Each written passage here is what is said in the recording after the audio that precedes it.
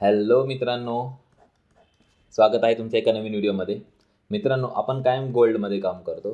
गोल्डमध्ये म्हणजे कुठे XAU USDमध्ये. हे काय, हे एक फोरेक्स पेअर आहे. ठीक आहे, फोरेक्समध्ये मेटलचा पेअर आहे हा. ठीक आहे, तर लक्षात घ्या, सगळ्यात महत्त्वाची गोष्ट म्हणजे इंडियामध्ये फोरेक्स काय लीगल नाही आहे. ठीक आहे, त्यामुळे कुणी इंडियामध्ये राहून फोरेक्समध्ये ट्रेड करण्याचा प्रयत्न करू नका. तुम्हाला जर फोरेक्समध्ये ट्रेड करायचा असेल तर आपल्याला कुठे जावं लागेल, जिथे फोरेक्स ट्रेड लीगल आहे. दुबई, सिंगापूर अशा ठिकाणी जाऊन, जिथे लीगल आहे तिथे जाऊन आपण आपलं अकाउंट ओपन करून तिथून आपण ट्रेडिंग करू शकतो. ठीक आहे, त्याच्यामुळे हा व्हिडिओ पाहून कुणी इंडियामध्ये फोरेक्स ट्रेड करू नका. इथपर्यंत क्लिअर आहे. नेक्स्ट गोष्ट, आपण XUSDमध्ये काम करत असताना काय करतो, आपल्याला दोन गोष्टी माहिती आहेत. एक तर काय, मी नेहमी सांगतो की XUSDचा ट्रेंड कसा आहे, कायम अप ट्रेंड आहे. ठीक आहे, कायम अप ट्रेंड चालू आहे. करेक्शन येत आहे, परत तो काय करतो, अप ट्रेंड सुरू करतो. करेक्शन येऊन सपोर्ट घेऊन परत गोल्ड अप साईडला मूव्ह करते. ठीक आहे, इथपर्यंत.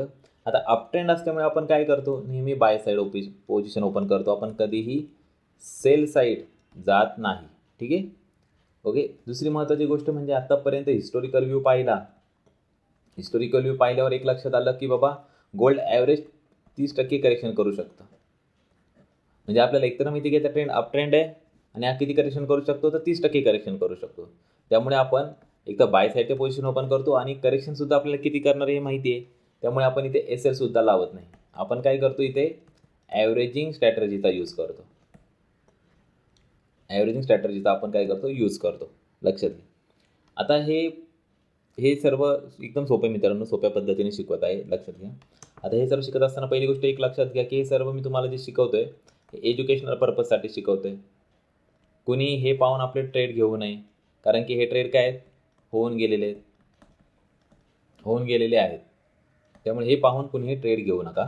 तुम्ही काय करू शकता, आपली स्ट्रॅटर्जी पाहून तुम्ही बॅक हिस्ट्री करू शकता, किंवा आतापर्यंत सगळे व्हिडिओ बघून सुद्धा तुम्हाला बॅक हिस्ट्रीची आयडिया येईल. ओके, बॅक हिस्ट्री करा, किमान 4 इयर्सची बॅक हिस्ट्री करा.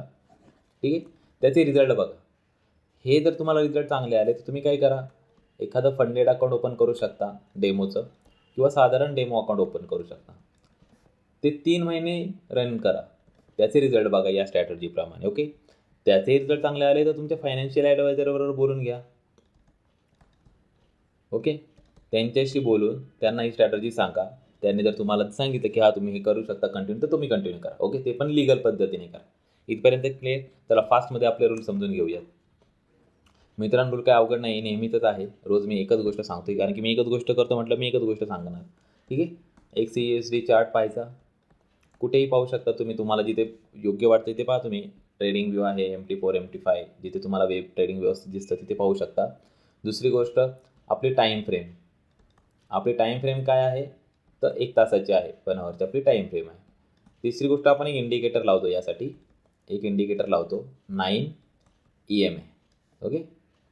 चौथी गोष्ट, आपण फिक्स टार्गेट घेतो. आपलं टार्गेट फिक्स आहे, काय आहे, $10. ठीक आहे. पाचवी गोष्ट आहे तुमची लॉट साईज आणि तुमचा फंड. ठीक आहे. आता ह्याच्यामध्ये एक गोम आहे मित्रांनो, लक्षात घ्या. आपला फंड कॅपेबल पाहिजे म्हणजे चांगला फंड पाहिजे, आणि त्या फंडनुसार आपली काय पाहिजे, लॉट साईज पाहिजे. ठीक आहे. कसं, हे दोघांचं मॅनेजमेंट कसं पाहिजे, तर किमान आपल्याला 5 वेळा ॲव्हरेजिंग करता यावं. ठीक आहे, किमान 5 वेळा तरी ॲव्हरेजिंग करता यावं, असं आपण ह्या दोघांना मॅनेज केलेलं पाहिजे. हे लक्षात घ्या, तरच आपण ॲव्हरेजिंग स्ट्रॅटर्जीला फॉलो करू शकतो. म्हणजे साधारण आपला फंड जर 5 लाख असेल तर आपली लॉट साईज ही असावी 0.01ची. इझी वेमध्ये सांगितलं. आता याप्रमाणे तुम्ही तुमचं कॅल्क्युलेशन पुढे करू शकता. आता एखादा म्हणाल की बाबा 0.01ला काय प्रॉफिट होणार, तर लक्षात घ्या मित्रांनो, कुठलाही मोठा ट्रेडर मंथली 2 to 3% प्रॉफिट कमवते. ठीक आहे, आणि इयरली ॲव्हरेज 20 to 24% प्रॉफिट कमवते.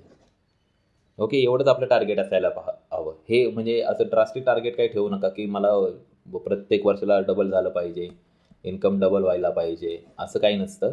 लक्षात, असं केलं तर आपली रिस्क वाढत असते, आणि हाय रिस्क करून मग कधी कधी प्रॉब्लेम क्रिएट होतात. लक्षात घ्या, मी तुम्हाला सोप्या पद्धतीने सांगितलेलं आहे, आणि आज मी इथे गोष्ट ही रिव्हील केली आहे. 6वी गोष्ट म्हणजे आपला टाईम पिरियड. आपला टाईम पिरियड काय राहणार?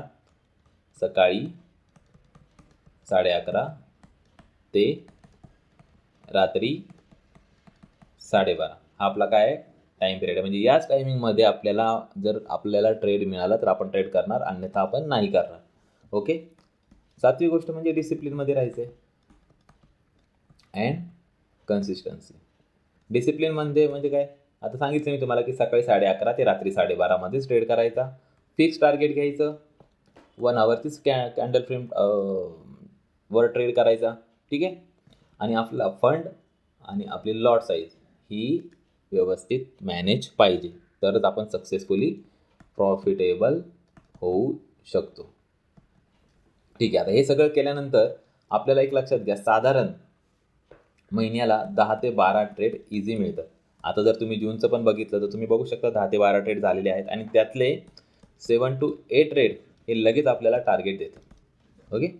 आता एखादा ट्रेड आपला 1-2 ट्रेड होल्ड होतात, तर काही घाबरून जायचं आहे का? नाही. आपली स्ट्रॅटर्जीच ॲव्हरेजिंग स्ट्रॅटर्जी आहे. ते तुम्हाला मी पुढे चार्टवर गेल्यावर सांगतो त्यासाठी काय करायचं आहे. ठीक आहे. होल्ड होतात, पण ते काही दिवसांनी, 1 आठवडा, 4 दिवस, 5 दिवसांनी ते पुन्हा आपलं टार्गेट अचीव करत असतात. लक्षात आलं इथपर्यंत? चला, मी तुम्हाला आता स्ट्रॅटर्जी चार्टवर नेऊन समजावून सांगतो. ओके. इथपर्यंत सगळ्यांना क्लिअर असेल, आय विश. चलो तर आपण चार्टवर जाऊया. ठीक आहे. थोडंसं झूम करतो. आता मागे काय केलं आहे हे जर तुम्हाला बघायचं असेल तर तुम्ही आपले मागचे व्हिडिओ पाहू शकता. ठीक आहे. त्या व्हिडिओमध्ये तुम्हाला क्लिअरिटी येईल की आपण कुठून आपली जर्नी कशी सुरू झालेली आहे आणि आपण आता कुठे आहोत. आता ते मागचे मी आता इथे सांगत बसणार नाही. आता लक्षात घ्या, इथे आपली टाईम फ्रेम 1 आवर आहे. आपण एक 9 EMA लावलेला आहे असं सगळ्यांना ब्ल्यूमध्ये. आता EMA सगळ्यांना माहीत आहे कसा लावायचा, नसेल माहिती तरी इथे इंडिकेटर्समध्ये गेलं की MA रिबिन म्हणून एक सॉफ्टवेअर आहे, इंडिकेटर आहे, त्याच्यावर क्लिक करायचं की तो लागला जातो. इथे तुम्ही गेलात तर तुमच्या लक्षात येईल की ते MA रिबिन लावलेलं आहे. त्याच्या सेटिंगमध्ये जाऊन 4 MA लावू शकतो आपण एकच लावायचा. आपल्याला एकच हवा आहे, 9 EMA हवा आहे आपल्याला. इथे 9 व्हॅल्यू टाकायची आणि ओके म्हणायचं. ठीक आहे. तर आता बघा, इथपर्यंत सगळ्यांना क्लिअर झालं असेल. आता 17 जूनचा जर तुम्ही आपला व्हिडिओ बघितला, 18 जूनचा, तर आपण 17 जूनला एक एंट्री घेतली होती साधारण 3:30ला. हे बघा इथे. ओके. ती एंट्री आपली कशी झाली होती? तर एका ग्रीन कॅन्डल हवी, लक्षात ठेवा, मुव्हिंग ॲव्हरेजला टच करून वरती क्लोज दिला आहे. ठीक आहे. वरती क्लोज दिला आणि त्याचा हाय नेक्स्ट कॅन्डलने ब्रेक केलेला आहे. ठीक आहे. तर आता तुम्ही पाहू शकता इथे या कॅन्डलचा हाय होता 3398 आणि त्याचा हाय नेक्स्ट कॅन्डलने ब्रेक केला. तर मग आपण एंट्री घेतली इथे. आपली इथे एंट्री झाली होती 3399ला. ओके. तर आपण इथे काय करणार, +$10. आपलं टार्गेट फिक्स्ड आहे, म्हणजे आपली किती झालं, 3409चं आपलं टार्गेट होतं. पण आता इथे गंमत अशी झाली की त्यानंतर आपलं टार्गेटच अचीव झालेलं नाही आहे. ओके. आता साधारण आपली इथे एंट्री झाली आणि आपलं टार्गेट होतं या लेवलला. ओके. तर आता तुम्ही पाहू शकता की एकही कॅन्डल त्यानंतर 17 जूननंतर 3409च्या वरती गेली नाही. त्यामुळे आता आपली ही एंट्री काय आहे, आता आपली ही एंट्री होल्ड आहे. ओके. म्हणजे आपली एक एंट्री दिली तुम्ही 3399ची काय आहे, होल्ड आहे. ठीक आहे. एक एंट्री होल्ड झाली. मग आता आपण काय करणार, वेटिंग. एक तर टार्गेट अचीव करू दे, नाहीतर आपण वेटिंग करणार. काय वेटिंग करणार, 3399 मायनस $50 म्हणजे 3349च्या खाली आपण आपली नेक्स्ट ॲव्हरेज एंट्री प्लॅन करणार. ठीक आहे. नेक्स्ट एंट्री आपण प्लॅन करणार. तर आता आपला प्राईस काय आहे, 3349. आपण इथे एक लाईन मारूया, 3349. तर साधारण 3349 आहे, या लेवलला आहे. ठीक आहे. हे बघा इथे. आता या सगळ्यात महत्त्वाचं लक्षात ठेवा, आता मी काय सांगतोय, 3399 टू 3499 या एवढ्या झोनमध्ये, म्हणजे इथून ते या एवढ्या झोनमध्ये जोपर्यंत आपली कंडिशन होत नाही तोपर्यंत बिलकुल ट्रेड करायचा नाही. लक्षात आलं? इथपर्यंत लक्षात आलं? ठीक आहे. आता आपली पहिली एंट्री होल्ड आहे 3399 आणि सेकंड ॲव्हरेजिंग पॉईंटला आपल्याला मिळालेला आहे 3349. आता मी काय करणार, मी वाट बघणार 3349च्या वरती मला परत अशी कंडिशन मिळते का आपली एंट्री होण्यासाठी. ओके. आता इथे बघा 20 जूनला साधारण 2:30 वाजता इथे एक कॅन्डल तयार झाली. थोडंसं झूम करून दाखवतो तुम्हाला. साधारण 2:30 वाजता इथे एक कॅन्डल तयार झाली आहे.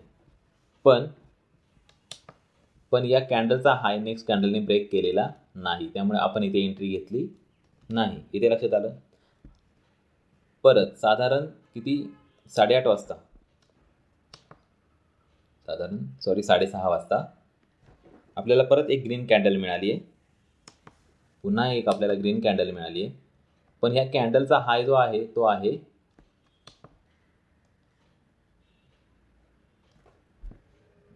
या कॅन्डलचा हाय आहे 3373 आणि आपला क्रायटेरिया काय आहे, आपल्याला कशाच्या खाली एंट्री पाहिजे, 3399 मायनस $50 म्हणजे 3349च्या खाली आपल्याला एंट्री हवी आहे. ओके. 3349 हे किती आहे 3373 म्हणजे आपल्या क्रायटेरियामध्ये ही एंट्री बसत नाही. जरी यांनी आपलं टार्गेट अचीव केलेलं असलं तरीही साधारण बाय केल्यानंतर हा 3394 पर्यंत गेला आहे, पण आपण ही एंट्री घेतली नाही कारण की आपल्या स्ट्रॅटर्जीचा पार्ट काय आहे की $50 वेट करायचा आहे. इथपर्यंत लक्षात आलं? त्यामुळे किती मित्रांनो ते ग्रीड घ्यायचंच नाही आपल्याला. व्यवस्थित स्ट्रॅटर्जीने गेलो तर नक्की आपण प्रॉफिटेबल ट्रेडर होऊ शकतो. ओके. तर आता इथे आपल्याला एंट्री मिळालीच नाही, आपण वेट केला. त्यानंतर तुम्ही पाहू शकता की 2-3 दिवस आपल्याला एंट्री मिळाली नाही, आपण वेटिंग केलं. वेटिंग करणेसुद्धा चांगलं असतं मित्रांनो, लक्षात घ्या. 24 जूनला साधारण रात्री 9:30 वाजता 9:30च्या कॅन्डलने आपल्याला इथे एंट्री दिलेली आहे. एंट्री कशी दिली आहे आपण पाहू. 9:30ची कॅन्डल ग्रीनमध्ये 9 EMAला ब्रेक करत वरच्या साईडला क्लोज झाली आहे. ओके. आता ह्या कॅन्डलचा हाय होता 3320. ओके. आणि नेक्स्ट कॅन्डलने याचा हाय ब्रेक केला का, तर केला. 3320 होता 21 नेक्स्ट कॅन्डलचा हाय आहे. त्यामुळे आणि तिसरी कंडिशन 3349च्या खाली ही एंट्री आहे का, तर आहे. काय आपली एंट्री 3321. तर आपण इथे एंट्री घेणार म्हणजे आपली एंट्री इथे झाली 3321ला. प्लस आपण काय करणार $10चं टार्गेट लावणार. टार्गेट काय झालं 3331. ओके. आता ही एंट्री घेताना मित्रांनो +$1 किंवा $2 होऊ शकतं, त्यामुळे घाबरायचं नाही. माझी एंट्री साधारण 3323ला झाली होती आणि माझं टार्गेट होतं 3333. ओके. तर हे अचीव केलं का, तर आपण पाहू शकता की पहाटेच्या 6:30च्या कॅन्डलने आपलं हे टार्गेट अचीव केलेलं आहे. हे टार्गेट आपलं काय झालं आहे, अचीव झालेलं आहे. ओके. आता आपल्याकडे एकच एंट्री होल्ड आहे 3399ची. ठीक आहे. ही एंट्री आपली होल्ड आहे. ही एंट्री होल्ड आहे तर घाबरून जायचं का, काही नाही. याला फक्त आपल्याला वेटिंग करायचं आहे कधी आपली ही एंट्री प्रॉफिटमध्ये क्लोज होईल तोपर्यंत आपल्याला काय करायचं आहे, वेटिंग करायचं आहे. इथपर्यंत लक्षात आलं? चला नेक्स्ट आपण पाहू शकता हे टार्गेट आपलं अचीव झालं. आता आपलं टायमिंग काय आहे 11:30 ते 12:30. परत आपल्याला एंट्री मिळाली आहे का, 11:30 पासून आपण सुरू करू. हे बघा 11:30 इथे 11:30 12:30 1:30 2:30 3:30 4:30 5:30 6:30 7:30. आता जर इथे झूम केलं तर आपल्या लक्षात येईल की 7:30ची कॅन्डल, संध्याकाळी 7:30ची कॅन्डल हिने मुव्हिंग ॲव्हरेजला वरच्या बाजूने क्लोज केली आणि ती ग्रीन कॅन्डल. एक लक्षात घ्या मित्रांनो, नेहमी ग्रीन कॅन्डललाच आपल्याला एंट्री घ्यायची बरं का, हे लक्षात राहू द्या. ओके. आता ही ग्रीन कॅन्डल आहे आणि ह्या कॅन्डलचा हाय नेक्स्ट कॅन्डलने ब्रेक केलेला आहे, तुम्हाला स्पष्ट दिसू शकतं. तर याचा हाय काय होता 3326. 25 जूनचा विषय चालला हा 3326 आणि त्याचा नेक्स्ट कॅन्डलचा हाय होता 3327.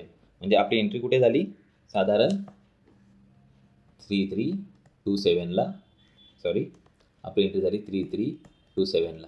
आपण काय केलं, प्लस $10चं टार्गेट लावलं आणि आपलं टार्गेट होतं 3337. ठीक आहे. तर आपण पाहू शकता साधारण आता याचा हाय आहे 35. पहाटेच्या 4:30च्या कॅन्डलने ह्याचा हाय आहे 3340 पहाटेच्या कॅन्डलचा. ओके. 4:30च्या कॅन्डलचा हाय आहे 3340. तर आपलं हे टार्गेट अचीव झालं आहे. ठीक आहे. आता आपली एक एंट्री होल्ड आहे 3399ची. हे मी सारखं होल्डचं का सांगतो, लक्षात राहिलं पाहिजे आपली की आपली एक एंट्री होल्ड आहे बाबा. आपल्याला किती वेळा ॲव्हरेजिंग करायचं आहे? 5 वेळा. तर तुम्ही बघू शकता आपली एक एंट्री होल्ड असताना सुद्धा आतापर्यंत आपले 3 एंट्र्यांनी टार्गेट अचीव केलेले आहेत. लक्षात आलं इथपर्यंत? ठीक आहे, चला आता ही तर गोष्ट झाली. आता आपण पुढची एंट्री प्लॅन करणार. सकाळी 4:30 इथे वाजले होते, इथे साधारण 4:30. आता आपला टायमिंग काय? सकाळी 11:30 ते रात्री 12:30पर्यंत. आता बघा 11:30ची कॅन्डलनी काय केलं? 11:30ची कॅन्डलनी इझी वेमध्ये लक्षात घ्या. 11:30च्या कॅन्डलनी मूव्हिंग ॲव्हरेजला टच करून वरच्या बाजूला ग्रीन कॅन्डलमध्ये ही क्लोज झाली. ग्रीन कॅन्डल मी कायम का सांगतो, काही गोष्टींवर जोर देतो, लक्षात ठेवा. ग्रीन कॅन्डल म्हणजे बायर्स असतात. आता याचा हाय काय आहे? 3340 आपला ह्याचा हाय आहे. 3340 पॉईंट समथिंग काय आहे. याचा हाय नेक्स्ट कॅन्डलने काय केलं? ब्रेक केला आणि इथेच आपण एंट्री घेतली. साधारण माझी एंट्री झाली होती 3340.80ला. ओके, मी याचं टार्गेट काय लावलं? +$10 लावायचं फक्त आपल्याला. म्हणजे टार्गेट काय झालं होतं? 3350 हे आपलं टार्गेट झालं होतं. तर बघा याचा हाय आहे 3350.34 म्हणजे हे आपलं टार्गेट अचीव झालेलं आहे. हे 3350चं आपलं टार्गेट अचीव झालेलं आहे. आता इथे लक्षात घ्या, माझी 3340 एंट्री झाली होती म्हणून माझं हे टार्गेट अचीव झालं. सपोज जर माझी ही एंट्री घेता +1 किंवा $2 पुढे गेला असतं, म्हणजे साधारण 3341 किंवा 42ला जर माझी एंट्री झाली असती तर मी +$10 टार्गेट लावलं असतं आणि ते झालं असतं 3352. ठीक आहे, तर आता 52 लावलं असतं तर माझं हे टार्गेट अचीव झालं असतं का? तर नसतं झालं. तर मग नसतं झालं तर मग घाबरून जायचं आहे का? नाही. मग आपली एंट्री काय झाली असती? पहिली एंट्री झाली 3399ला, दुसरी एंट्री झाली असती 3342ला. ठीक आहे, होल्ड झाली असते. याच्या पलीकडे काय झालं असतं? आपण किती वेळा ॲव्हरेजिंग करू शकतो? 5 वेळा ॲव्हरेजिंग करू शकतो. एवढी गरज लागत नाही, पण आपण ते ठेवले. लक्षात घ्या, गरज किती लागते? 3 to 4 टाईम ॲव्हरेजिंग करायची गरज लागते. हे 4 टाईमसुद्धा माझ्यावरती 2 वेळा अशी वेळ आली होती की मी 4 टाईम वेळा ॲव्हरेजिंग केलं होतं. नाही तर 1 to 3 टाईममध्येच आपलं टार्गेट अचीव होतं. लक्षात घ्या. ओके, आता माझं ते टार्गेट अचीव झालं होतं. नेक्स्ट परत आता हे टार्गेट अचीव झाल्यानंतर परत मला इथे एक एंट्री भेटली साधारण 3:30 वाजता. 3:30 वाजता काय कंडिशन झाली की मूव्हिंग ॲव्हरेजला टच करून कॅन्डल ग्रीनमध्ये इथे क्लोज झाली. आता त्याचा जर हाय पाहिला आपण तर 3343 आहे आणि नेक्स्ट कॅन्डलचा हाय पाहिला तर 3344 आहे. तर माझी इथे एंट्री झाली आहे 33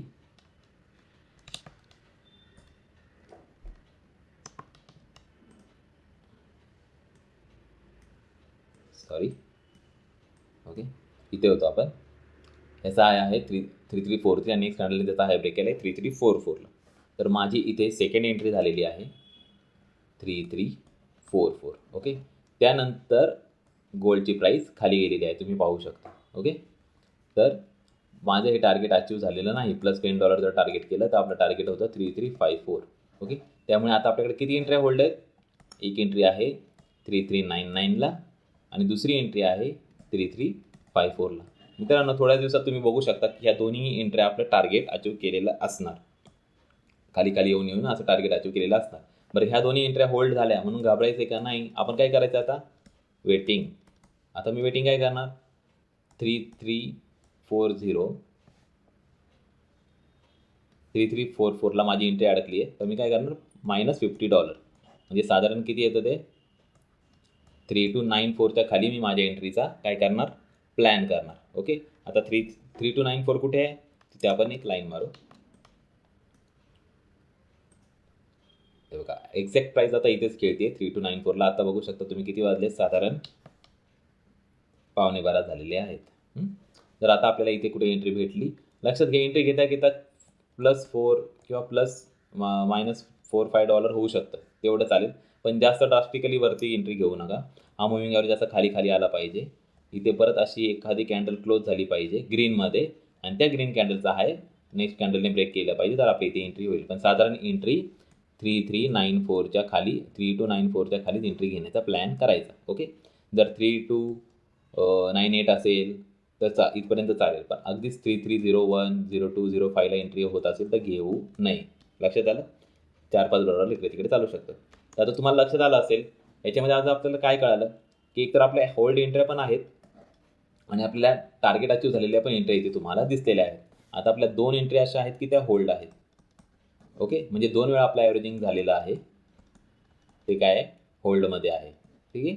आता तुम्ही थोड्या दिवसांनी तुम्हीच बघू शकता की ह्या एंट्र्या लवकरात लवकर प्रॉफिटमध्ये येऊन क्लोज होतील. ओके, इथपर्यंत लक्षात आलं.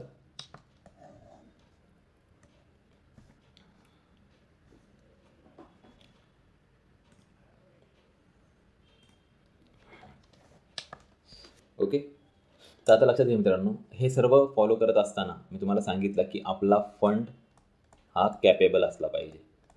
ओके, आता मी तुम्हाला हिंट पण दिली आहे की तुमची फंड किती असल्यावरती तुमची लॉट साईज किती पाहिजे, तर तुम्ही ॲव्हरेजिंग ट्रेडिंग करू शकता. आणि मित्रांनो लक्षात घ्या, जास्त ग्रीडी होऊ नका. आपल्याला मंथली 2 to 3% प्रॉफिट मिळालं, इट्स इनफ. मोठमोठे प्रॉफिटेबल ट्रेडर हे एवढं घेतात आहेत, वॉरन बफेटसारखे लोक एवढं घेतात आहेत. ठीक आहे, मग आपण काही त्यांच्यापेक्षा वेगळं काही करायची गरज नाही. एवढं मिळतं आपल्याला महिन्याला, एवढं घ्यायचं आणि शांत बसायचं. ठीक आहे, जास्त लालची होऊ नका. ठीक आहे. दुसरी गोष्ट, समजा ॲव्हरेजिंग करायची वेळ आली, 4 वेळा जरी ॲव्हरेजिंग झालं, आतापर्यंत माझं 4 वेळा झालेलं आहे, तरी पण काही घाबरायची गरज नाही. कुठलाही फिअर मनामध्ये येऊन देऊ नका, कारण की आपला फंड आहे ना हा कॅपेबल आहे लॉट साईजला, त्याच्यामुळे. ठीक आहे.